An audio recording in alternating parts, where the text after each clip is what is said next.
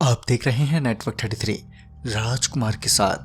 तो चलिए बढ़ते हैं आज की कहानी की ओर। उस रात जब मैं और मनोज घर लौट रहे थे तो हमें ट्रेन की आवाज़ सुनाई पड़ी, जो कि बड़ी हैरानी वाली बात थी क्योंकि हमारे गांव के दूर दूर तक कोई भी रेलवे लाइन नहीं थी। फिर ये आवाज़ कैसी थी, ये जानने के लिए हम दोनों उस सुरंग की तरफ बढ़े क्योंकि ट्रेन की आवाज़ उसी सुरंग से आ रही थी।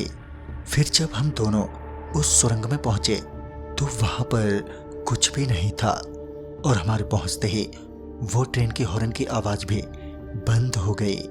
अभी हम वहां खड़े यही सोच रहे थे कि ये क्या था भला, कि तभी हम दोनों की नज़र सुरंग के अंदर से आती हुई दो औरतों पर पड़ी, जिनके हाथों में बड़े बड़े संदूक थे, जिन्हें वो दोनों घसीटते हुए बाहर ला रही थीं।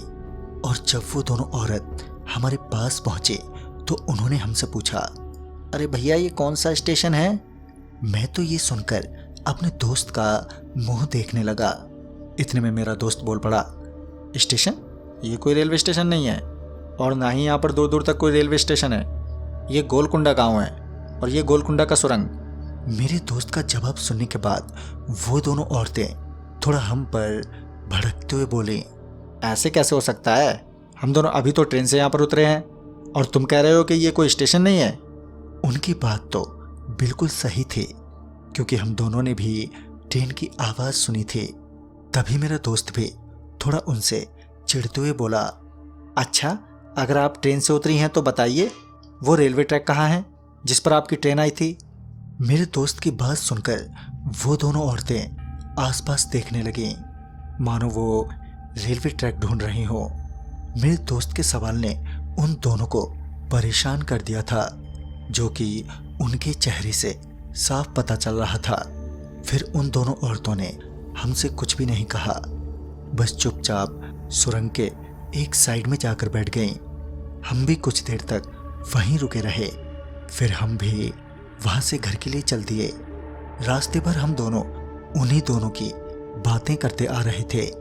हम दोनों के मन में यही सवाल चल रहा था कि आखिर वो दोनों औरतें हैं कौन और उस सुरंग में कैसे पहुंची? क्या सच में वो दोनों ट्रेन से उतरी थीं? कहीं ये वही ट्रेन तो नहीं थी जिसकी आवाज़ हम दोनों ने सुनी थी?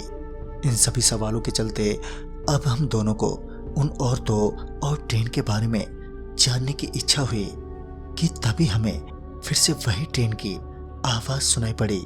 चूंकि अभी हम दोनों सुरंग के करीब ही थे तो आवाज़ सुनते ही हम दोनों सुरंग की तरफ दौड़ पड़े।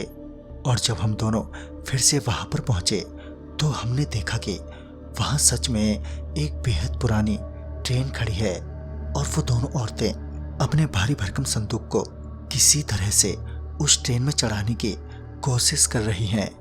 हम दोनों को ही अपनी आंखों देखी पर विश्वास ही नहीं हो पा रहा था। पता नहीं ये किस तरह का जादू था।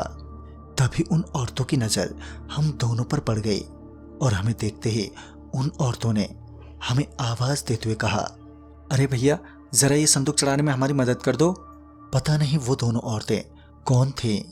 हम दोनों चुपचाप बस वहीं खड़े उन्हें सिर्फ घूरे ही जा रहे थे। फिर उन्होंने कहा, अरे भैया जल्दी करो नहीं तो हमारी ट्रेन छूट जाएगी। तो इस बार हम दोनों ने थोड़ी हिम्मत जुटाई और उन दोनों के लिए हम उनकी ओर बढ़े। और जैसे ही मैं उस संदूक को उठाने के लिए झुका कि उन दोनों औरतों ने मेरे दोस्त का हाथ पकड़कर ट्रेन में खींच लिया और ट्रेन भी एकदम से वहां से गायब हो गई और मैं उस संदूक के साथ वहीं सुरंग में ही अकेला रह गया। तो दोस्तों ये दो औरतें कौन थी और ये गोलकुंडा के सुरंग में ये ट्रेन कहाँ से आई थी? क्या महेश का दोस्त वापस आ पाएगा? ये सब जानने के लिए देखिए इस कहानी का अगला भाग कल रात 9 बजे। तब तक के लिए बाय एंड टेक केयर।